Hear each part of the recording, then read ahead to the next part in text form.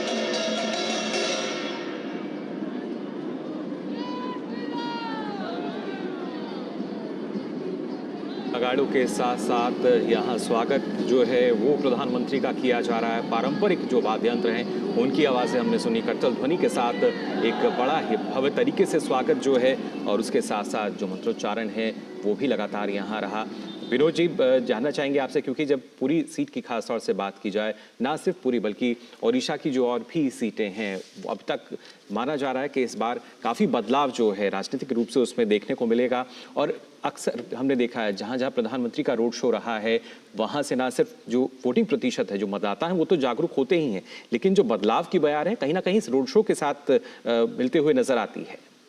Definitely बहुत बढ़िया सवाल किया है आपने। प्राइम मिनिस्टर मोदी का ये रोड शो जो है, कम से कम आप इस बात के हम लोग गवाह हैं और साक्षी है, जब लोकतंत्र में जब हम बात करते हैं कि लोगों के साथ एक सीधा संवाद। विनोद जी, आपसे दोबारा संपर्क साधेंगे, आपकी आवाज़ हम तक नहीं पहुंच रही है, लेकिन आपने बहुत बेहतरीन तरीके से जितना हम समझ पाए वो ये कह रहे हैं कि क्योंकि वो खुद वहाँ पर साक्षी हैं, तो वो ये महसूस कर पा रहे हैं कि जिस तरह से लोगों का प्यार प्रधानमंत्री को मिल रहा है, और ख़ास तौर पर जिस पूरी जगन्नाथ धाम की हम बात कर रहे हैं, यहाँ पर आप हुजूम देखकर समझ सकते हो। और इस बार अगर हमने देखा मुकुल, तो ख़ास तौर पर कई चुनावी जनसभाएं यहाँ पर प्रधानमंत्री की हुई हैं, और उस लिहाज से बीजेडी की अगर बात की जाए तो उसे घेरने की कोशिश भी की गई कई मुद्दों पर, जिसमें सबसे अहम अगर बात की जाए तो ओडिशा अस्मिता जो था बनाम, ये बहुत अहम मुद्दा रहा है इस लोकसभा चुनाव 2024 को लेकर। बिल्कुल आंचल, लेकिन खासतौर से इस रोड शो की बात की जाए, हमने देखा कैसे जो महिलाएं हैं वो आगे चल रही थी, यहाँ पे नेतृत्व कर रही हैं इस रोड शो का, और साथ ही साथ जो लोग हैं ना सिर्फ दोनों तरफ सड़कों के छोर पे नजर आए, बल्कि जो इमारतें हैं आसपास उनकी छतों पर भी नजर आए, हाथ हिलाकर प्रधानमंत्री का वो स्वागत कर रहे थे। प्रधानमंत्री ने भी हाथ हिलाकर उनका अभिवादन स्वीकार किया। ये तस्वीरें अपने आप में काफ़ी कुछ बयां करती हैं, किस तरीके से प्रधानमंत्री जहां भी पहुंचते हैं नई ऊर्जा का संचार करते हैं, और उसी ऊर्जा से लबरेज जो उत्साह है वो पूरी तरीके से चरम पर नजर आता है। बिल्कुल, और आप देख सकते हैं हर आयु वर्ग का व्यक्ति यहाँ प्रधानमंत्री को एक जन सेवक, प्रधान सेवक के तौर पर देख रहा है, जिसका जिक्र प्रधानमंत्री ने हर चुनावी जनसभा में किया है। और आप देख सकते हैं कि यहाँ पर भी चाहे बच्चे हैं, बुजुर्ग हैं, और जिस आधी आबादी की हम बात कर रहे हैं, जो पूरी उम्मीद की जा रही है कि इस बार का हमेशा से वैसे तो अहम वोट बैंक रहा है, लेकिन आधी आबादी की जो मुखर आवाज़, जिसमें लगातार प्रधानमंत्री ने कहा कि जब हम विकास की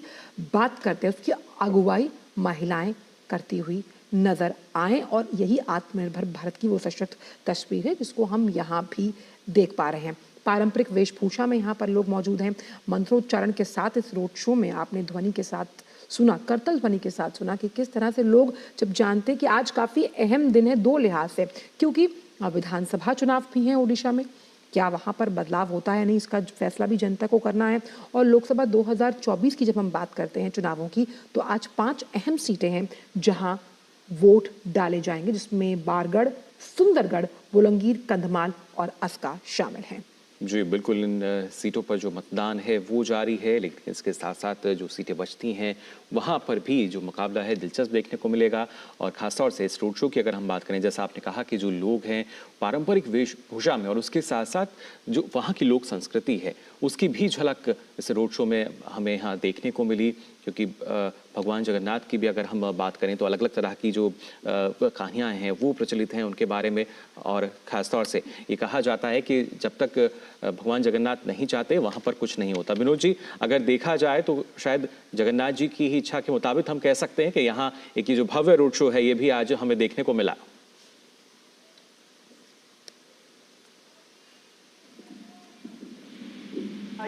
जी,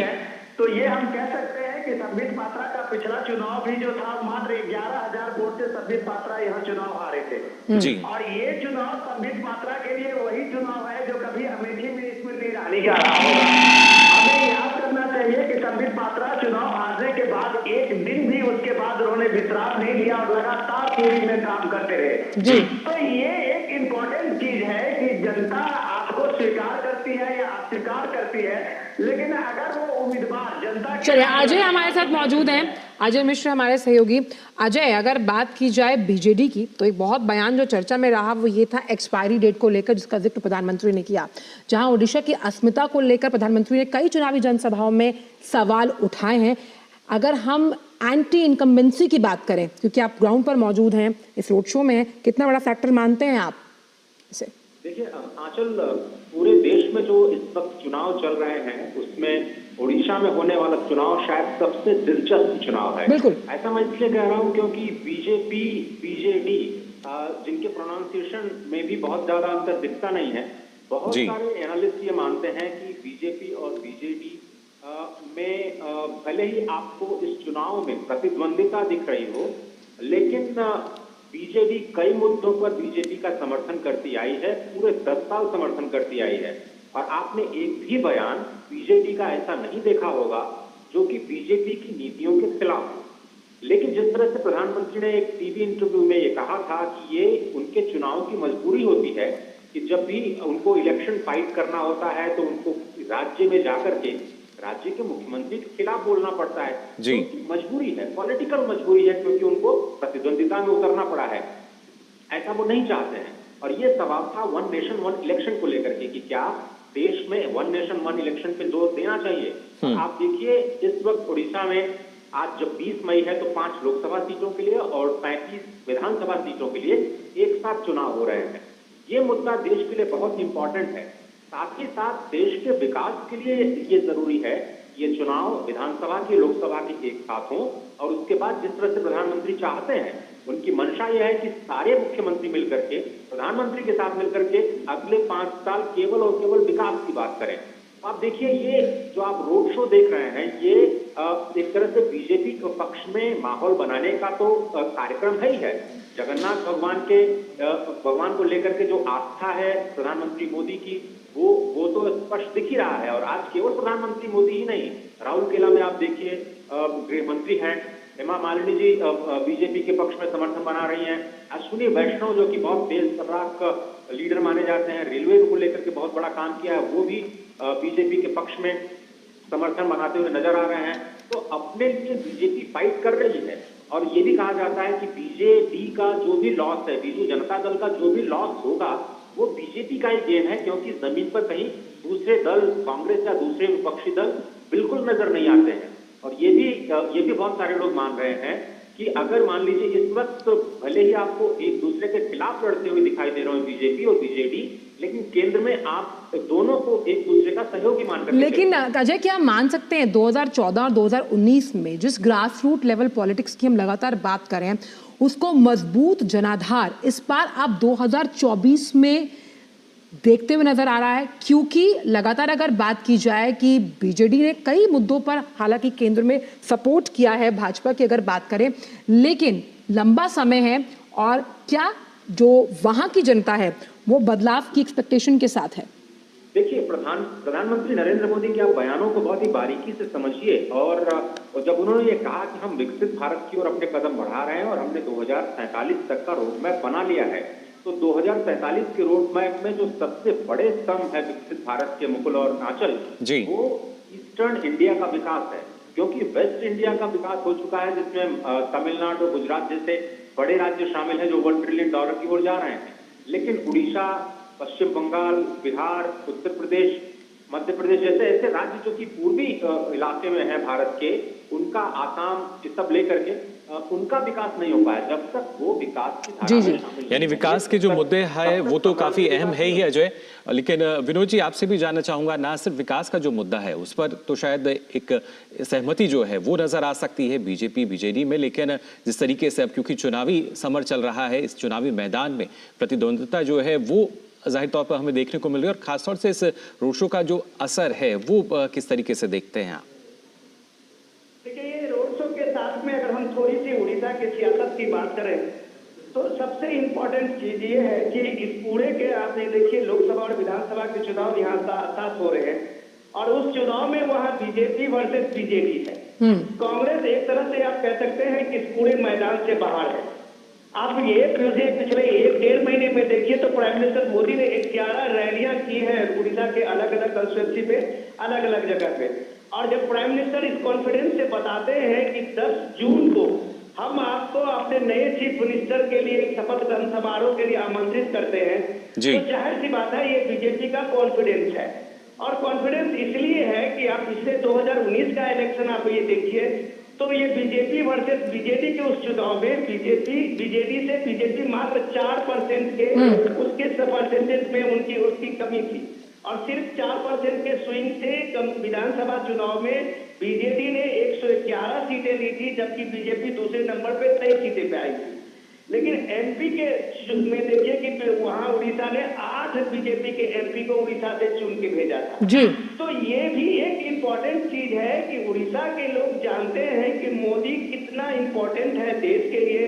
उड़ीसा के लिए, तो वो कम से कम बीजेपी एमपी को चुनने पे कभी विनोद जी क्या आप ये मानते हैं कि इस बार कोई ना कोई रिकॉर्ड बनना तय है? अगर हम बात करते हैं, क्योंकि ये साख बचाने की बात बीजेडी के लिए भी है, तो अगर जो भी कोई चुनावी परिणाम आता है, अगर बीजेडी अपना गढ़ बचाने में कामयाब रहती है तो 20 वर्षों से उड़ीसा की सत्ता पर काबिज है नवीन पटनायक, और अगर भाजपा पूर्ण बहुमत हासिल करती है तो पहली बार भाजपा की सरकार बनेगी। कोई ना कोई रिकॉर्ड जरूर बनेगा।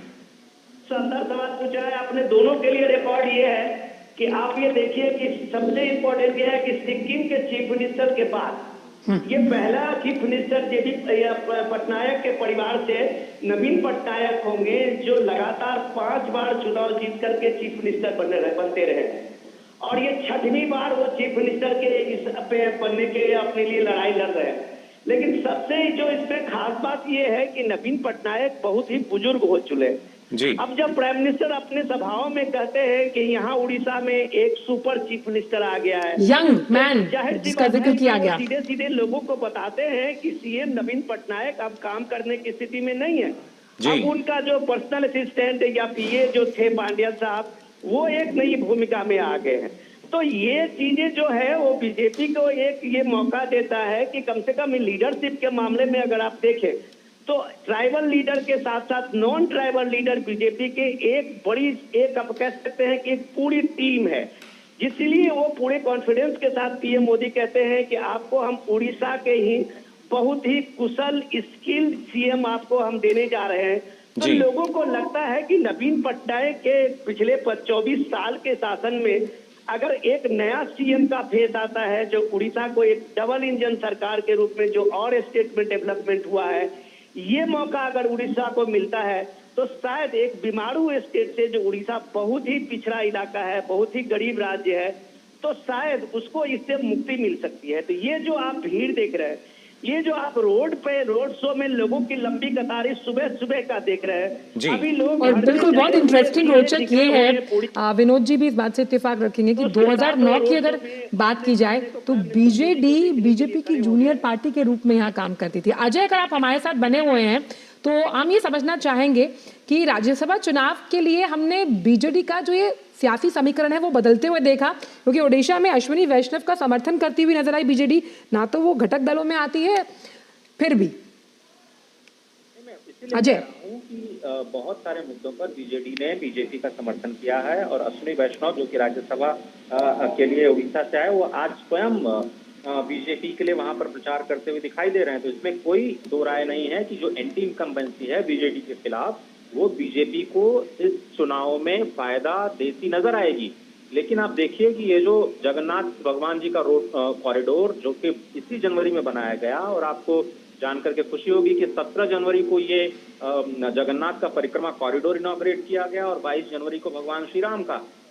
जो प्राण प्रतिष्ठा के समारोह में प्रधानमंत्री शामिल हुए। तो ये दोनों चीजें ही सनातन को आगे लेकर के जाती हैं। इस चीज को समझना, बार बार मैं ये बात कह रहा हूँ कि जमीन पर भले ही ये दोनों दल प्रतिद्वंदिता करते हुए दिख रहे हैं, लेकिन ये दोनों ही विकास की बात कर रहे हैं, दोनों ही सनातन के संरक्षण की बात कर रहे हैं। और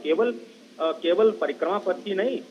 हजारों ऐसे मंदिर हैं उड़ीसा में जिनका जीर्णोद्धार करने का राज्य सरकार ने जिम्मा उठाया है। और राज्यों के तौर पर अगर हम बात करें तो उड़ीसा शायद उन चंद राज्यों में से होगा जो इस तरह के पुनरुद्धार की बात कर रही है। उसमें केवल मंदिरों का पुनरुद्धार नहीं है, अलग अलग जो संस्थान, जो ऐतिहासिक और पुरातात्विक महत्व के संस्थान हैं, उनका पुनरुद्धार शामिल है। उड़ीसा में अगर हम इकोनॉमिक तौर पर बात करें आंचल, तो ये उड़ीसा एक सरप्लस राज्य है, रेवेन्यू सरप्लस राज्य है। लेकिन जिस तरह से विनोद जी बता रहे थे कि ये एक बीमारू राज्य में गिना जाता था और अभी भी बहुत सारे ऐसे इलाके हैं जो पिछड़े हुए हैं, वहां पर केंद्र की योजनाएं पूरी तरह से पहुंच नहीं पाई हैं। लोग ये आरोप लगा रहे हैं कि राज्य सरकार उनको रोक रही है और उसमें एक रोड़ा बन करके उभर रही है या फिर अपने ठप्पे के साथ उन योजनाओं को लागू कर रही है? क्या इन बातों को जनता समझेगी? या प्रधानमंत्री और बीजेपी के जो दूसरे नेता हैं इस बात को समझा पाएंगे कि ठीक है, सभी लोकसभा और विधानसभा दोनों ही स्तर पर विकास के ही कार्य होते हैं, लेकिन वाकई विकास कौन चाहता है? और क्या जो ये लगातार 5 बार का जो इन्होंने विधानसभा चुनाव जीता नवीन बाबू ने, जी वो छठी बार अजय, लेकिन चुनावी मुद्दों के नया अलावा कर जब पाएंगे? जैसा आपने कहा कि जो सनातन धर्म को जिस तरीके से बढ़ावा दिया जा रहा है और खासतौर से जो आस्था विश्वास की हम बात करें, वो भी इस चुनाव में अहम हम मान सकते हैं, खासतौर से पुरी की बात की जाए तो। ₹800 करोड़ का प्रोजेक्ट है परिक्रमा मार्ग में, और बिना किसी दिक्कत के वहां के लोगों को जो सैकड़ों साल से भगवान जगन्नाथ के श्री मंदिर के आसपास रह रहे थे, उनको उचित मुआवजा देकर के उनके सभी भावनाओं का ख्याल रखते हुए जिस तरह से राम मंदिर में किया गया कि उनको रिप्लेसमेंट किया गया, उनको उचित स्थान दिया गया, मुआवजा दिया गया और सभी का सम्मान किया गया कि भाई आपने श्री मंदिर के लिए इस भूमि का दान किया है। और अब श्री मंदिर का जो प्रोजेक्ट है वो बहुत बड़ा प्रोजेक्ट इसलिए है क्योंकि 80 लाख लोग जो उड़ीसा में आते हैं भगवान श्री मंदिर और लिंगेश्वर जैसे और कोणार्क जैसे जो ट्रायंगल कहा जाता है, आध्यात्मिक ट्रायंगल उड़ीसा का पुरी बीच के साथ में, वहां के दर्शन के लिए आते हैं 80 लाख लोग, जो कि परिक्रमा मार्ग के बाद ये कहा जा रहा है कि कई गुना बढ़ सकते हैं। तो ये उड़ीसा को एक नए रूप में प्रोजेक्ट करना पूरे वर्ल्ड स्टेज पे, यही तो जो उड़िया कहते हैं ना कि उड़िया गौरव के लिए बहुत जरूरी है। अजय, बिल्कुल आपने सही बोला, लेकिन इस पर एक टेक हम विनोद जी का। विनोद जी, जब हम बात कर रहे हैं कि इस पर कड़ी चुनौती देती हुई बीजेपी नजर आ रही है बीजेडी को, यहाँ पर आधी आबादी या फिर महिलाओं का अगर हम जिक्र करें, जिसमें 70 लाख महिलाएं हैं उड़ीसा में और करीबन 6 लाख से ज्यादा जो सेल्फ हेल्प ग्रुप्स यानी स्वयं सहायता समूह से जुड़ी हुई हैं, और इसी कड़ी में शक्ति वंदन कार्यक्रम के जरिए बीजेपी की नजर इन वोटर्स को साधने की भी रहेगी। विनोद जी, आगे बढ़ाता हूं कि उड़ीसा का यूनिकनेस को आप ये समझिए कि जब यहाँ पे पूर्वोत्तर भारत में खास करके बिहार यूपी में आप जिस तरह से जातिगत राजनीति का बोलबाला देखते हैं, उसके साथ में अगर आप उड़ीसा को देखें तो ये आपको एक कमाल का एक उड़ीसा का रहा है लोगों की अपनी एक लोकतंत्र के प्रति, कि लोगों ने यहाँ जात पात और ये कास्ट कॉम्बिनेशन को कभी नहीं माना है। आप उम्मीद कर सकते हैं इस राजनीति को, भारत के लोकतंत्र को, कि वहाँ पटनायक समाज के लोग अगर आप कहें तो कास्ट इक्वेशन में सबसे कम संख्या में आते हैं। लेकिन आप ये देखिए, नवीन पटनायक अगर 24 साल से लगातार सीएम है तो ये माना जाएगा कि उनकी अपनी एक क्रेडिबिलिटी है, उनका एक वेलफेयर स्कीम जो है उसको लोगों ने सराहा है। रही बात जो बीजेपी के साथ में जो उनका अपना एक कंटेस्ट है, वो कभी भी सेंटर में खास करके मोदी को विरोध करते हुए नहीं दिखे हैं। लेकिन आप ये भी हमें नहीं भूलना चाहिए कि नवीन पटनायक जब पहला चीफ मिनिस्टर बने थे तो बीजेपी के सहयोग से ही बने थे। 2000 में बीजेपी और बीजेडी ने साथ साथ चुनाव लड़के पूरे कांग्रेस के वहां पे एक तरह से सत्ता का जो एक लंबा सिलसिला था उसको खत्म किया था, और इसमें बीजेपी ने उनको एक बहुत ही महत्वपूर्ण योगदान दिया था। लेकिन बाद में चल के जो दूसरा इलेक्शन 2005 के इलेक्शन में आते आते नवीन पटनायक ने बीजेपी से अपना नाता तोड़ लिया था। उसके बाद लगातार जो है बीजेपी वहां अपोजिशन में है, और अपोजिशन में होने का मतलब ये नहीं होता है कि आप अपोजिशन में एक नीतिगत फैसले पे एक सकारात्मक सहयोग देते हुए आप राज्य को आगे बढ़ाते हैं। लेकिन बीजेपी वहां एक तरह से नवीन पटनायक के घोर विरोधी के रूप में है। आज अगर कांग्रेस की हालत आप ये देखिए कि उनको कायदे का आप पूरी में ही आप ले लीजिए कि कांग्रेस के जो एमपी के कैंडिडेट थे उन्होंने लास्ट मोमेंट में अपना ये नॉमिनेशन वापस ले लिया था। तो 3-4 ऐसे जगह आप देखें, जैसे आप इंदौर का देखें, जैसे आप सूरत का देखें, उसी तरह से पूरी भी नाम आया था उसपे कि कैंडिडेट ने यह आरोप लगा के कांग्रेस के नेतृत्व पे यह आरोप लगाया था कि इतना लचर व्यवस्था कांग्रेस की है, जो एक सीट नहीं कोई जीत सकता, तो मैं अपना उम्मीदवारी वापस ले देती हूँ, मेरे पास इतने पैसे नहीं है, और पूरी के कैंडिडेट ने अपना कैंडिडेचर वापस ले लिया था। तो कमोबेश ये स्थिति जो कांग्रेस ने वहां बनाई है, तो एक तरह से तो विनोद जी क्या ये मान सकते हैं? अब ये लड़ाई, एक मिनट में पूरी कर दूं, ये लड़ाई जो है अब सीधे सीधे बीजेपी और बीजेडी पे है, और बीजेपी और बीजेडी में जो ये राइवलरी है वो सीधे सीधे असेंबली के साथ साथ लोकसभा के चुनाव में ज्यादा से ज्यादा नंबर्स के लिए है। बिल्कुल। इसमें अभी कोई दोस्ती नहीं है, ये सीधे लड़ाई है। और जी लोगों बिल्कुल, के ये सामने क्योंकि में चुनावी बीजेपी मैदान और में जब बीजेपी अपने प्रतिद्वंदी होते हैं। आपने बहुत अहम बात की और इसका इसी पर एक टेक आपका ये भी विनोद जी आप बेहतर बता पाएंगे राजनीतिक समझ के लिहाज से कि इंडी गठबंधन से जो दूरी दिखाई है बीजेडी ने, इसका सियासी मतलब क्या यही है कि वो बीजेपी को कोई एक मौका नहीं देना चाहते कि उनके खिलाफ माहौल बनाया जाए उड़ीसा में?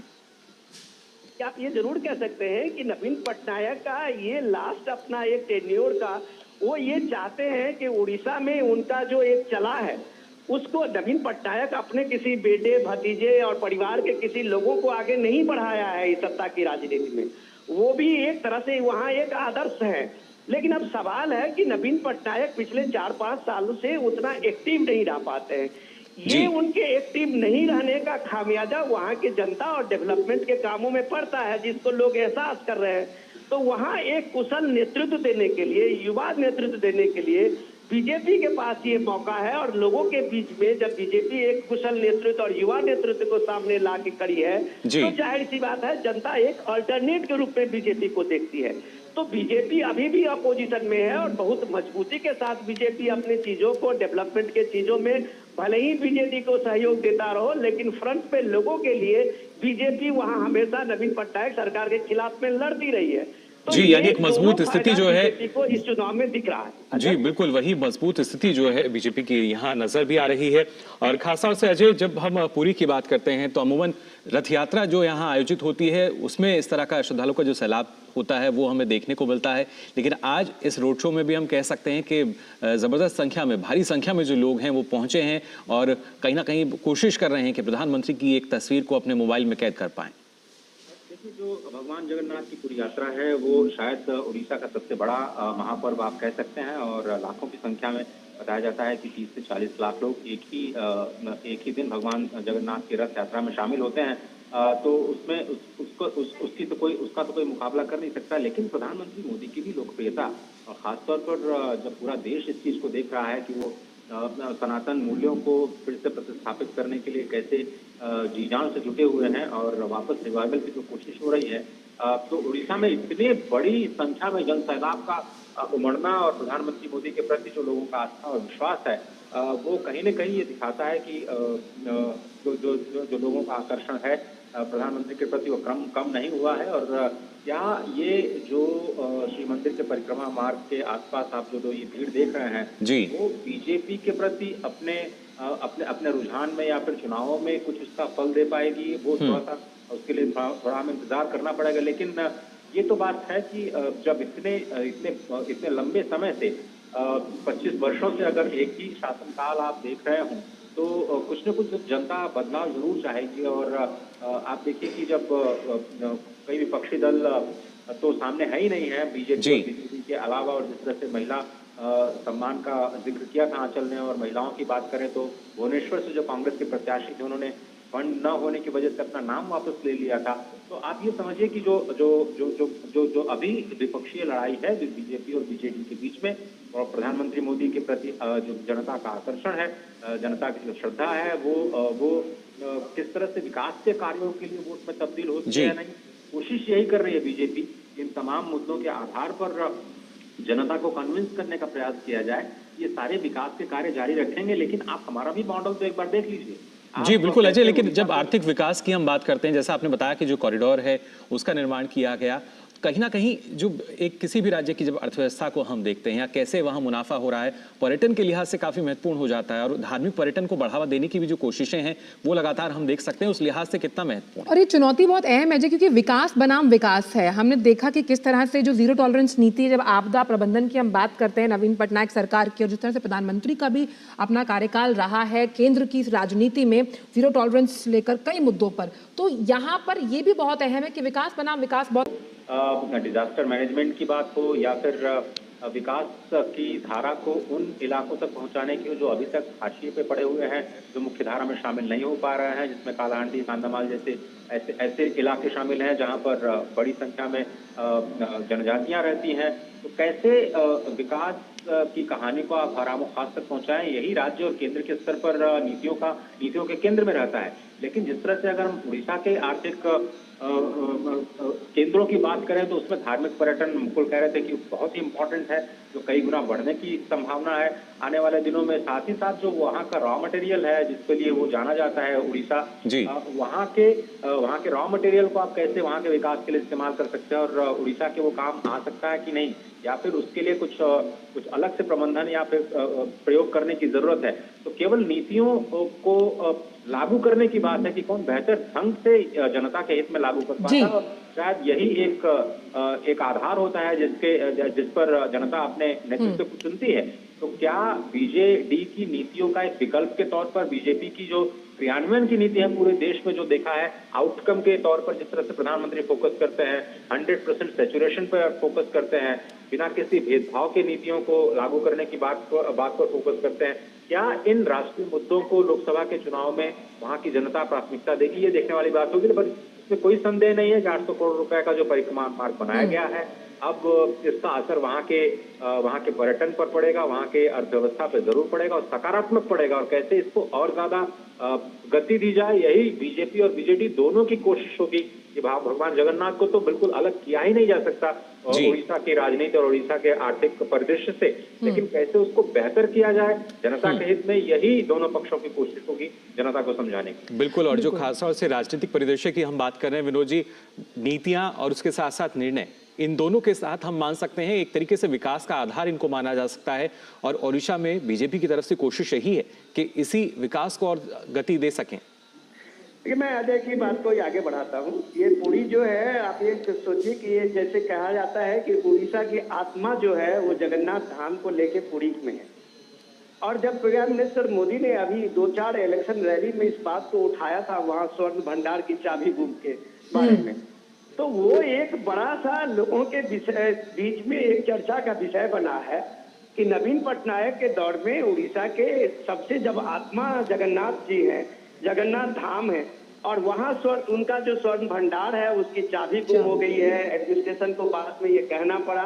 कि हमें एक डुप्लीकेट चाबी मिली है। तो अब ये सवाल तो उठने लगा है कि यहाँ जो सनातन की जो एक सबसे प्रसिद्ध केंद्र को, अगर ये राज्य सरकार एक सुरक्षित और एक तरह से लोगों का की जो आस्था का एक ये प्रतिबिंब बनता हुआ जगन्नाथ का ये धाम है, वहाँ अगर आप उसके भंडार की चाबी गुम हो जाती है तो इसका मतलब कहीं ना कहीं वहाँ स्टेट गवर्नमेंट की एक एपैथी है, और इस बात को लोग चर्चा करने लगे हैं। ये एक मुद्दा वहाँ पे बनते हुए दिख रहा है। जब बात वो कह रहे थे अजय कॉरिडोर की, तो आप ये देखिए कि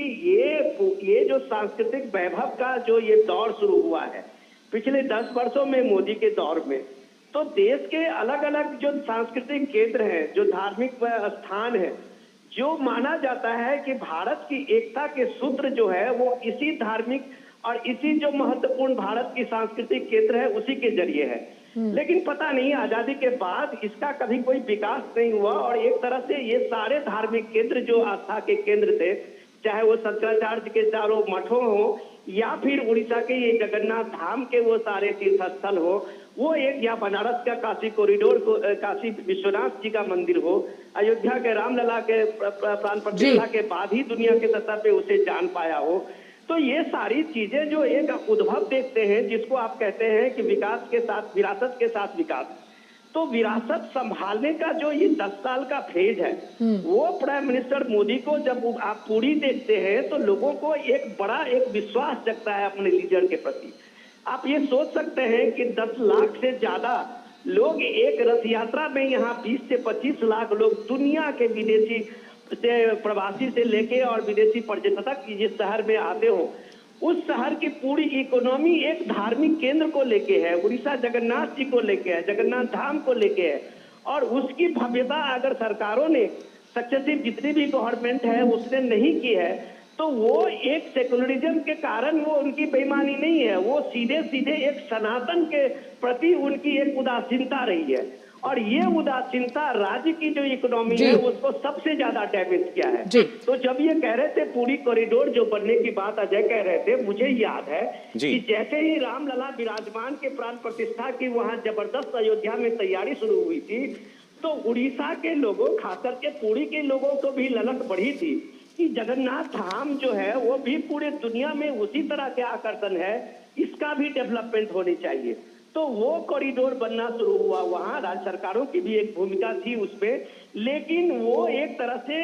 एक भगवान अयोध्या का पुनर्निर्माण के साथ में ही पुरी का वो पुनर्निर्माण का काम शुरू हुआ था। तो ये लोगों ने देखा है, महसूस किया है कि भारत के ये जो सांस्कृतिक जी विनोद जी, सांस्कृतिक धरोहर है, ये मोदी के इस दौर में 10 साल के दौर में उड़िया ये गौरव या फिर सांस्कृतिक उड़िया और अस्मिता विकास की का जब हम दौर बात कर रहे हैं तो वो अहम मुद्दा हो सकता है, लेकिन मैं आपसे एक ही चीज समझना चाहूंगी कि जब हम विरोधी वोट बैंक की बात करते हैं, खास तौर पर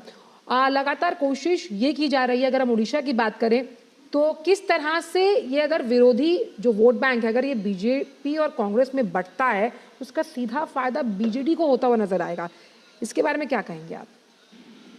देखिए, ये सवाल तो आपका दुरुस्त है, लेकिन अगर आप 2019 के इलेक्शन में देखें तो थोड़ा सा आपको इसमें ये देखना पड़ेगा कि लोगों ने ये मान लिया है कि कांग्रेस की भूमिका यहाँ पे नहीं है। तो कोई भी समझदार वोटर जो है वो ये बात जान लेता है जब इसकी भूमिका नहीं है तो अपना वोट जाया नहीं करता है। उस समय में भी आप देखें, उड़ीसा में 8 सीटें सिर्फ कांग्रेस को 141 की असेंबली में सिर्फ 8 सीटें आई थी। तो ये उसके बाद की स्थिति आप ये देखें, मैंने नहीं देखा राहुल गांधी का कोई बड़ा दौरा या बड़ी रैलियां उड़ीसा में कहीं होती हो। एक वर्चुअल रैली मुझे याद है कि राहुल गांधी की हुई थी। तो जाहिर सी बात है, जब लीडरशिप जो है वहां के लोकल लीडरशिप पे उस चीज को छोड़ देती है, फिर उसको लगता है कि भाई जो करना है आप करिए, तो सही बात है कि लोगों में वो कनेक्ट नहीं हो पाता है। आज जब प्राइम मिनिस्टर मोदी की ये रैली देख रहे हैं, ये किलोमीटर दूर चलते हुए लोगों का वो काफिला देख रहे हैं, तो ये जाहिर सी बात है कि लोगों की एक आस्था मोदी के साथ सीधे कनेक्ट हो रहा है। बिल्कुल, हर जगह सीधा संपर्क जो है, जुड़ाव है मोदी से है। जी, प्रधानमंत्री का सीधा जुड़ाव हम देख पाते हैं जनता से। शैलेंद्र मिश्रा भी हमारे संवाददाता जो हैं वो हमारे साथ जुड़ गए हैं। शैलेंद्र, अगर पूरी खासतौर से बात की जाए, संबित पात्रा जिन्हें पहले हार का सामना करना पड़ा था, लेकिन उसके बावजूद अब नए आत्मविश्वास के साथ पूरी तरीके से लबरेज नजर आते हैं और उसकी ही वानगी इस रोड शो में भी नजर आ रही है।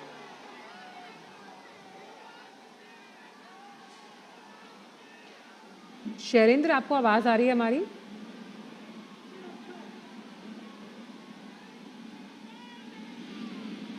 तो ये तस्वीरें आप देख रहे हैं ओडिशा के पुरी से, जहां प्रधानमंत्री जो है रोड शो कर रहे हैं और साथ ही साथ इस रोड शो को आप देख सकते हैं, देख रहे होंगे जब प्रधानमंत्री नरेंद्र मोदी का ये भव्य रोड शो,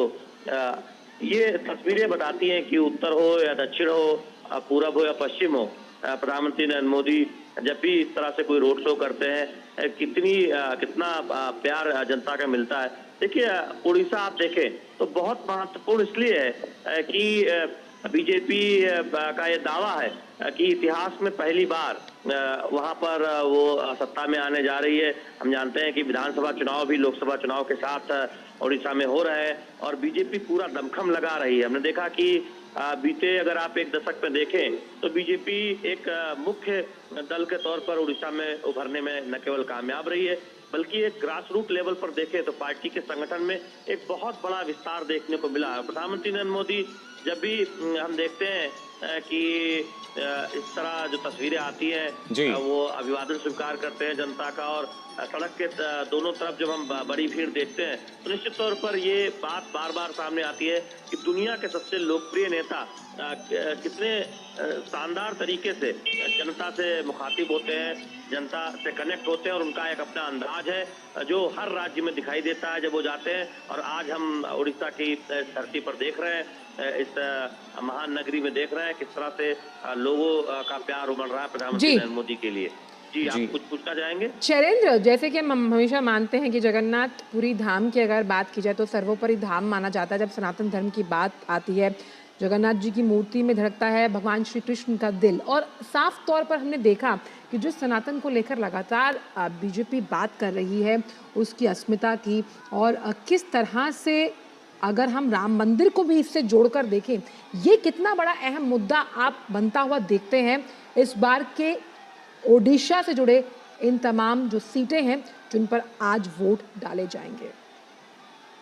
ये देखिए ममता, आवाज बहुत स्पष्ट नहीं आ रही, लेकिन ये बात बहुत सही है कि प्रधानमंत्री नरेंद्र मोदी की अगुवाई में हमने देखा है कि देश भर में जो धार्मिक स्थल हैं उनका एक कायाकल्प किया गया है। उनका वहां पर जो आधारभूत ढांचा है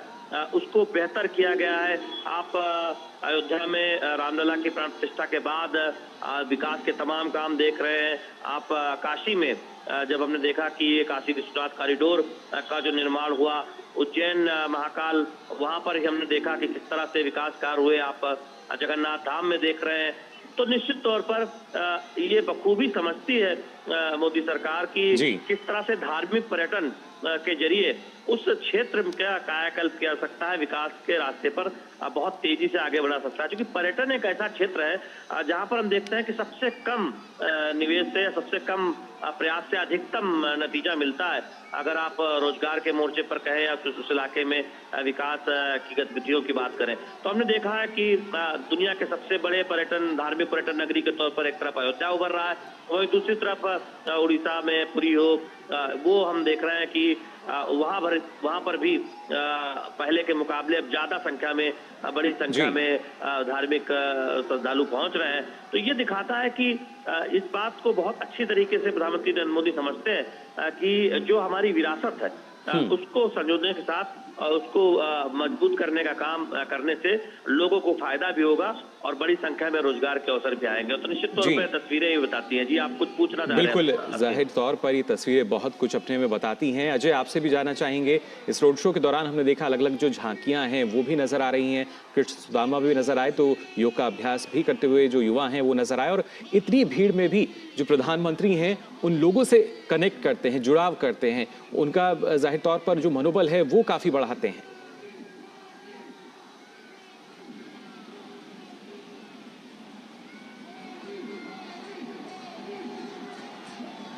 अजय, आप सुन पा रहे हैं हमें? जी देखिए, मैं शैलेंद्र हूँ जी। आप निश्चित तौर पर देखें, ये तस्वीरें जब भी प्रधानमंत्री कहीं जाते हैं और वहां पर रोड शो में हम देखते हैं कि वहां स्थानीय कलाकार उनका स्वागत करते नजर आते हैं। वहाँ की जो स्थानीय संस्कृति है उसकी एक झलक दिखाई देती है। आप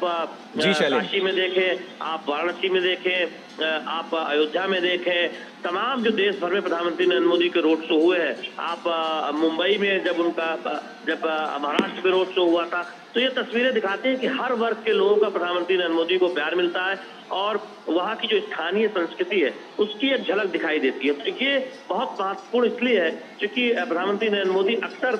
इस बात का जिक्र अपने दौरों में करते हैं कि किस तरह से स्थानीय स्तर पर जो कलाकार है उनको आगे बढ़ाते हुए कैसे अपनी स्थानीय पहचान को मजबूत करते हुए विकास की तरफ आगे बढ़ा जाना है। और यही वजह है कि आप उत्तर हो या दक्षिण हो, तमिलनाडु हो या उत्तर प्रदेश हो, प्रधानमंत्री नरेंद्र मोदी के दौरे में हम ऐसा देखते हैं और यहाँ भी आप ये तस्वीरें ये बयां कर रही हैं। इसलिए भी आप देखें कि उड़ीसा बीजेपी के रणनीति के लिहाज से महत्वपूर्ण हो जाता है कि हम जानते हैं कि बीजेपी पहली बार इतनी मजबूती से यहाँ पर सरकार बनाने के लिए, सत्ता में आने के लिए चुनाव लड़ रही है। तो कोई कोर कसर हमने देखा कि बीजेपी के कार्यकर्ता ने छोड़ी नहीं है। और एक तरह से देखें कि पार्टी को लगता है कि उड़ीसा से बहुत शानदार नतीजे भारतीय जनता पार्टी के होंगे। तो आज प्रधानमंत्री नरेंद्र मोदी यहाँ पर जो रोड शो कर रहे हैं, ये तस्वीरें निश्चित बीजेपी के जो कार्यकर्ता है, नेता है, उनको एक संतोष दे रही होंगी, खासकर उड़ीसा से जुड़े जो नेता है। इस भव्यता को देखकर विनोद जी, एक सवाल मैं आपसे ये जानना चाहूंगी कि बीजेपी ने 2019 में जो लोकसभा के चुनाव हुए थे उसमें अपने प्रदर्शन से कहीं ना कहीं नवीन पटनायक को भी चौंकाया था, जब देखा गया करीबन 23 सीट जीतकर मुख्य विपक्षी पार्टी बनी थी। तो क्या हम ये मान सकते हैं कि नवीन पटनायक के लिए भविष्य में, और जिस तरह की ये भव्यता हम देख पा रहे हैं इस रोड शो के जरिए, जो हुजूम है, जो प्रधान सेवक के तौर पर प्रधानमंत्री को प्यार कर रहा है, बीजेपी बड़ी चुनौती है? अगर मुझे पहले अगर आप इजाजत दे तो आज का जो दिन है मैं थोड़ा सा उसके बारे में जिक्र करूं कि ये देखिए, लोकतंत्र के इस उत्सव में आज 5वें फेज का चुनाव होने जा रहा है और उसकी भव्यता को आप देखिए कि प्रधानमंत्री मोदी आज जब पब्लिक रैली में है, पब्लिक मीटिंग में है, तो सीधे सीधे लोगों के बीच में है। तो ये एक लोकतंत्र की भव्यता में एक आप कह सकते हैं कि एक खूबसूरती ही पेश करता है कि आपके जनता के नेता हैं, जनता के जो ये नेतृत्व जो देने वाले लोग हैं, वो अगर जनता के बीच में देखते हैं, लोगों को मोटिवेट करते हैं, इस लोकतंत्र के प्रति लोगों की आस्था को बढ़ाते हैं, तो आप कह सकते हैं कि भारत के लिए इससे बेहतर सुखद पल कुछ हो नहीं सकता। और जब इस बात को कहते हैं कि, और कल से आप देखते होंगे कि लोग ईवीएम से सवाल उठाने लगते हैं, तो उन्हें कम से कम ये झांकी देखनी चाहिए, उन्हें यहाँ का एक दृश्य देखनी चाहिए जिसके एक रोड शो में, एक सुबह सुबह के रोड शो में अगर लाखों लाखों लोग पहुंचते हैं, ये जो जन समर्थन है और ये जन समर्थन किसी नेता को जननायक बनाता है, तो वो उसकी कंपैरिजन के लिए जब आप ईवीएम चुनने लगते हैं, इलेक्शन कमीशन पे दोष देने लगते हैं, तो ये सारी चीजें जब आप करते हैं तो लोगों को मजाक लगता है। लोगों को मजाक इसलिए लगता है कि जब आप देखिए कि किस तरह से एक प्राइम मिनिस्टर मोदी का ये लगातार जो रोड शो है पूरे देश के अलग अलग हिस्से में, आप देखेंगे कम से कम प्राइम मिनिस्टर मोदी ये 5वें फेज तक अभी तक 90 से ज्यादा रैलियां की है और आप कह सकते हैं कि लगभग कम से कम 20 से ज्यादा उन्होंने रोड शो किया है देश के अलग अलग हिस्से में, कन्याकुमारी से लेकर पुरी तक। आज देख रहे हैं पिछले दिनों भुवनेश्वर का भी हमने रोड शो देखा, 4-5 किलोमीटर का ये लंबा चलता हुआ काफिला और उस काफिले के साथ पे लाखों भीड़। देखिए महिलाएं किस तरह से एक एक पल को अपने कैमरे में उतार लेने के लिए, उसे ऐतिहासिक बनाने के लिए खड़ी है। तो ये आकर्षण जब इस नेतृत्व का होता है, ये भी हमें नहीं भूलना चाहिए कि दुनिया के लोकतंत्र में भारत ऐसा पहला लोकतंत्र है जिसके प्रधानमंत्री तीसरी बार के लिए जन समर्थन मांगने के लिए रोड शो में है और लोगों की जो ये भीड़ देखते हैं, तब आप कह सकते हैं कि कोई भी दुनिया की नैरेटिव आप लोगों की जन समर्थन के आगे फीकी पड़ जाती है। जब आप जिस तरह के नैरेटिव विपक्ष की तरफ से लोकतंत्र बचाओ कहते हैं, संविधान खतरे में कहते हैं, तो कम से कम उन्हें इस रोड शो की इस भव्यता तो मान सकते हैं विनोद जी कि इस रोड शो के जरिए जो मत प्रतिशत है, आप क्योंकि राजनीतिक गलियारों में खूब खबर रखते हैं, वो मत प्रतिशत जिसको बढ़ाने के लिए लगातार बीजेपी कोशिश कर रही है, इस रोड शो के जरिए साफ तौर पर असर पड़ता हुआ नजर आएगा। बहुत सही बात आपने कही है कि आप अगर लोगों के साथ कनेक्ट करते हैं, लोगों का मोरल इस लोकतंत्र के साथ में जोड़ते हैं, लोगों की भागीदारी बढ़ाते हैं अपने जन कार्यकलापों में, अपने शासन व्यवस्थाओं में, तो जाहिर सी बात है ये अकाउंटेबिलिटी बनती है। प्राइम मिनिस्टर मोदी के ये 10 साल जो है वो सीधे सीधे आप कह सकते हैं कि पीपुल्स गवर्नेंस का एक रिफ्लेक्शन है, जिसमें लोगों को अपनी भागीदारी दिखी है। डेवलपमेंट से लेके आप हर पहलुओं में देखें तो वो उसी जगह को एड्रेस किया है। अभी शैलेंद्र बता रहे थे, मैं उस चीज को आगे बढ़ाऊं, सबसे ज्यादा जो एस्पिरेशनल डिस्ट्रिक्ट जो उड़ीसा में का अभी जो प्राइम मिनिस्टर मोदी का 119 एस्पिरेशनल डिस्ट्रिक्ट का उन्होंने नीति आयोग से ये किया था, उस पे 119 डिस्ट्रिक्ट में सबसे ज्यादा उड़ीसा का था। तो डायरेक्ट ही वहां के लोगों ने देखा है कि केंद्र की भूमिका ने वहां के कई जिलों को कम से कम गरीबी रेखा से लोगों को ऊपर करने में मदद की है। आज अगर देश के 25 करोड़ लोग गरीबी रेखा से ऊपर आए हैं, तो उसमें उड़ीसा के भी लाखों लोग हैं जिनको एक मुख्य धारा में आने का मौका मिला है। तो ये जब लोगों को लगता है, तब ये अभिवादन के लिए जो रोड पे आप दोनों साथ खड़े हुए लोग देखते हैं, उनको ये प्राइम मिनिस्टर मोदी के साथ में वो अपने आप को कनेक्ट करते हैं और वो विकास के लिए एक वो अभिवादन है जो प्राइम मिनिस्टर मोदी ने लाखों लोगों को गरीबी रेखा से ऊपर किया है। आज लाखों लोगों को प्राइम मिनिस्टर मोदी का जन कल्याण कार्ड की सुविधाएं मिली है, जिससे उनके जीवन में परिवर्तन आया है। तो ये परिवर्तन ही, ये इस तरह की बात जब आप देखते हैं लोगों के जीवन में परिवर्तन, तो वो उसका एक तरह से आप कह सकते हैं कि एक अभिवादन आप प्राइम मिनिस्टर मोदी के इस रोड शो में देखते हैं। बिल्कुल, ये एक बड़ा बदलाव की जब हम बात करते हैं और उस परिवर्तन की अगर बात की जाए, उस परिवर्तन का आधार है विकास, जो कि इस चुनाव में एक अहम मुद्दा भी हमारे सबके सामने है और जो जनता जनार्दन है वो भी यही चाहती है कि इसी मुद्दे पर जो चुनाव है वो होना चाहिए, जो विकास है वो होना चाहिए। और खासतौर से विनोद जी, क्योंकि लगातार प्रधानमंत्री कहते आए हैं, मतलब आप देखिए लोगों का हुजूम और एक गेम चेंजर जिस तरह से लगातार विनोद जी, अजय, शैलेंद्र मान रहे हैं कि जनता से ये जो एक कनेक्ट है वो गेम चेंजर साबित हो सकता है लोकसभा चुनावों के 2024 के जनादेश को लेकर। बिल्कुल, काफी अहम, और जो क्योंकि अपने आप में जब हम बात कर रहे हैं जनादेश को लेकर, और जो जनता है वो ये अच्छे से जानती है कि जो उसका एक वोट है वो कितना कीमती है, और उसी वोट के लिए लगातार ना सिर्फ प्रधानमंत्री जो हैं, हमने देखा आज सुबह भी उन्होंने एक्स पर अपने संदेश में साझा किया कि लगातार आज जो 5वें चरण का मतदान हो रहा है उसमें बढ़ चढ़कर हिस्सा लें, और उसके साथ साथ जो विकास की जब हम बात कर रहे हैं उस विकास में भागीदार कैसे हो सकते हैं, क्योंकि सिर्फ एक इंसान जो है वो पूरी तरीके से विकास को लागू नहीं कर सकता। आमजन की भागीदारी और उसके साथ साथ जो राज्यों की भागीदारी की हम बात करते हैं, क्योंकि लगातार प्रधानमंत्री यही कहते हैं विनोद जी के जो राज्य हैं उनको भी हमें विकसित राह पर लाना है, और उसके बाद ही जो देश है वो विकसित हमारा हो सकता है, विकसित भारत का सपना तभी साकार हो सकता है। बिल्कुल, और सामंजस्य बिठाना बहुत। विनोद जी, आप हमारे साथ जुड़े हुए हैं अगर, तो एक सवाल मैं आपसे जानना चाहूंगी।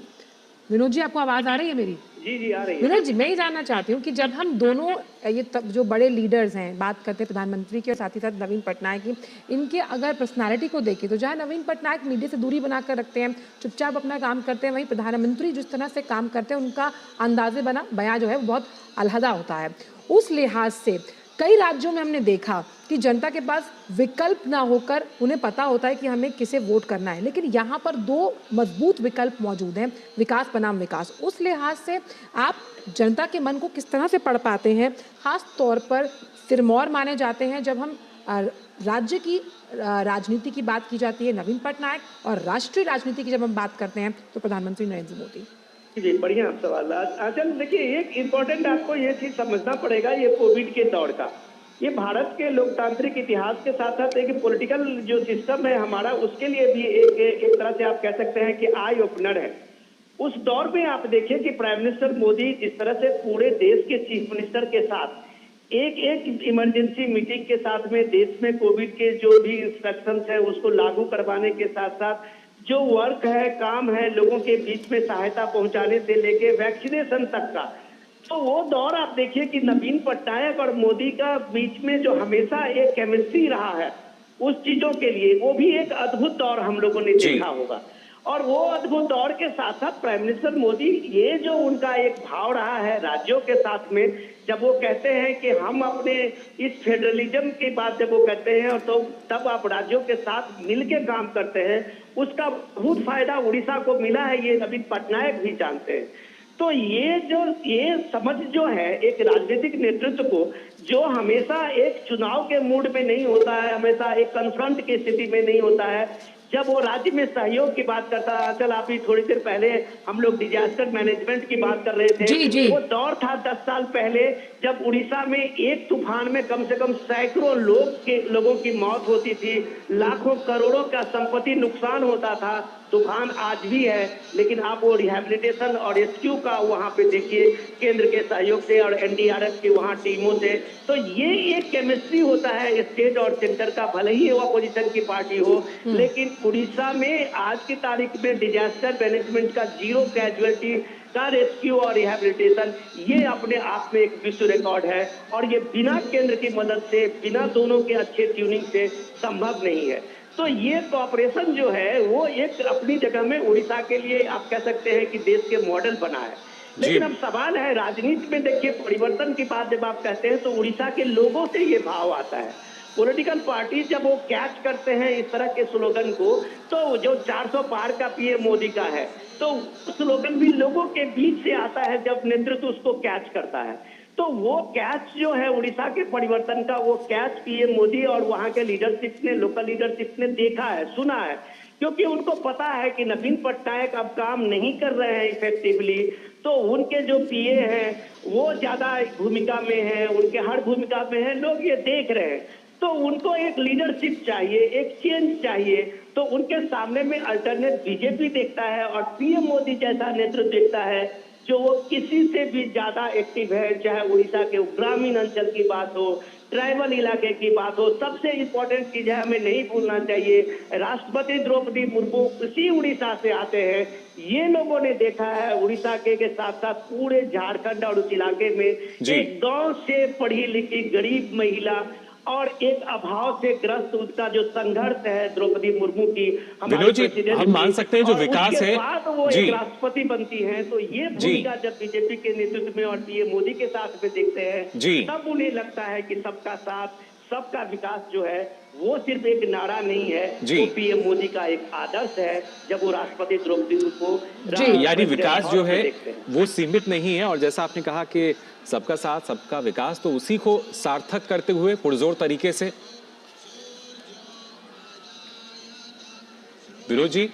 जी मैं वही कह रहा था कि जब सामाजिक भागीदारी का और सामाजिक के ताने बाने को आप एक साथ लेके चलते हैं, कोई इस देश में कभी उम्मीद नहीं, सोचा भी नहीं होगा कि एक ट्राइबल अपनी महिला राष्ट्रपति हमारी होगी, अगर उड़ीसा के वो दूर दराज के गांव की एक महिला जो बीजेपी ने उनकी भूमिका बनाती है, एक स्कूल की शिक्षिका को एमएलए बनाती है और उसके बाद वो मिनिस्टर बनते हैं, इसी बीजेपी के शासन में जब सरकारें बीजेपी की टूट जाती है, अलायंस खत्म हो जाता है, तब भी वो महिला एक्टिव भी रहती है, बाद में झारखंड की गवर्नर बनती है। तो कहने का ये है कि वो एक लीडरशिप जो अपने समाज को, अपने लोगों को, चाहे वो पिछड़े इलाके के हों, पिछड़े वर्ग के हों, दलित हों, आदिवासी हों, उनको मुख्य धारा में भूमिका में लाने के लिए प्रयत्नशील होता है। तो इसकी भूमिका जब आप रोड शो में देखते हैं तो आप पहचान नहीं पाएंगे वो किस जात का है, किस वर्ग का है,